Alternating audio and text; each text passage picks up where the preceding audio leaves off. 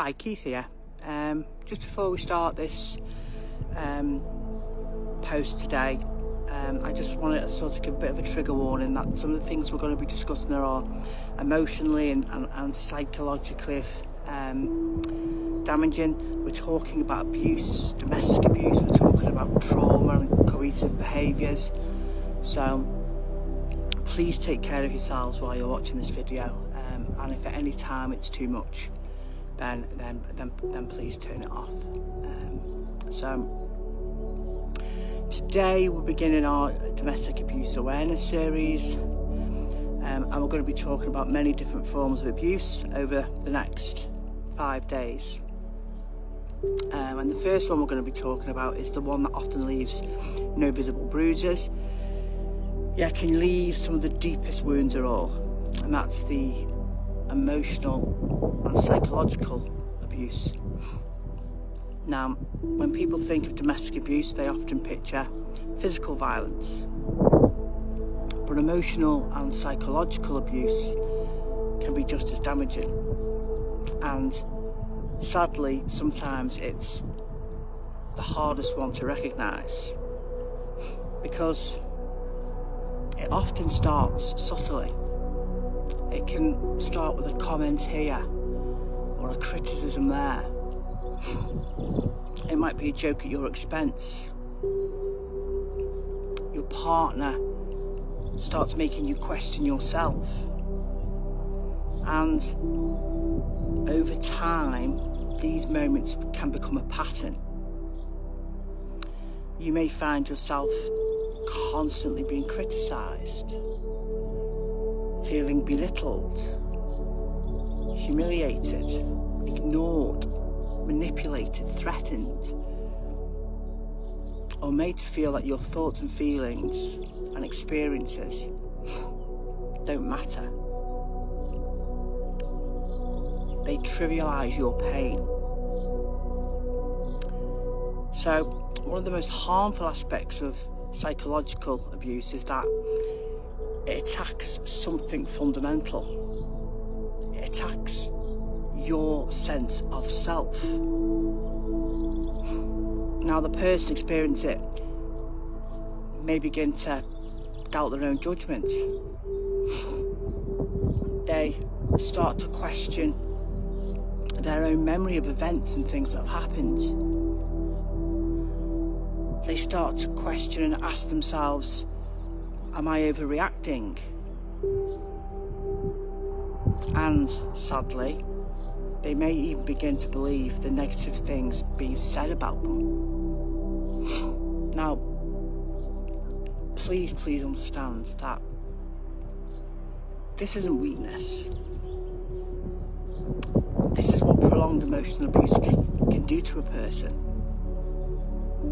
Because over time, the effects of this kind of abuse can be profound, and they can cause many issues, especially for your mental health.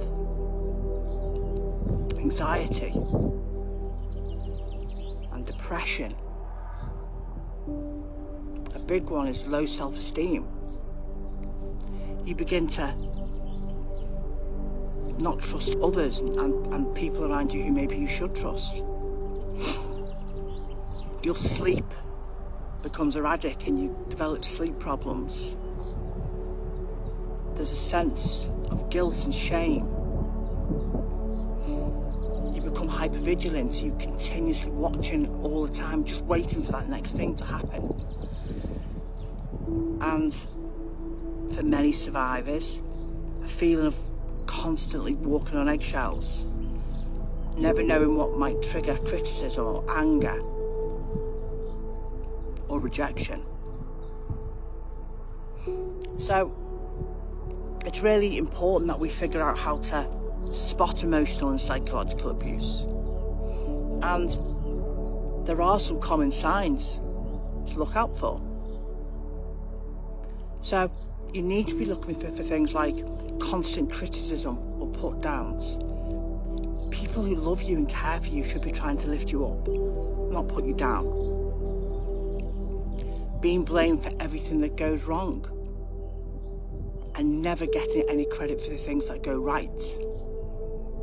Being isolated from friends and family, having your feelings dismissed or mocked, being constantly manipulated through guilt, being made to feel worthless, as if you're somehow incapable of doing anything right, having someone repeatedly deny your reality or experiences, making you feel like you're the responsible for everything that's going wrong, and you then feeling afraid to express your opinions or needs, and so therefore they're never met. One question worth asking yourself is this: do I feel smaller, less confident, or less like myself because of how this person treats me? Now, I'm not saying that healthy relationships are perfect. They're not. We're human, we're individuals. People disagree. People make mistakes, we all do all the time. But healthy relationships are built on respect and support. They're built on trust. They're built on kindness. They do not rely on fear or control or humiliation or manipulation. If any part of today's discussion feels familiar, know that recognising abuse is often the first step towards changing it. Awareness matters. It's really important. You understanding what your needs are matters. Reaching out today for support matters. Please, please do this. There are people who will listen to you, even those people you feel you've isolated yourself away from. 9 times out of 10, they're just waiting for the call. There are people who will believe you. There are people who will help you. Please believe that. So as we finish today, I'd like to leave you with this thought. No one has the right to make you feel worthless in order to make themselves feel powerful. You deserve to be treated with dignity. You deserve to be heard.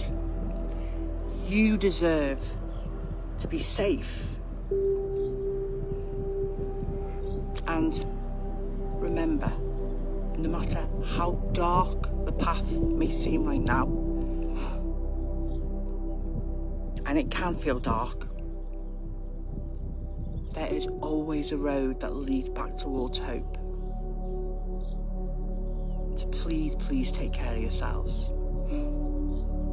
And hopefully I'll see you tomorrow for day 2 of our domestic abuse awareness series. So remember, until then, keep walking towards the sun.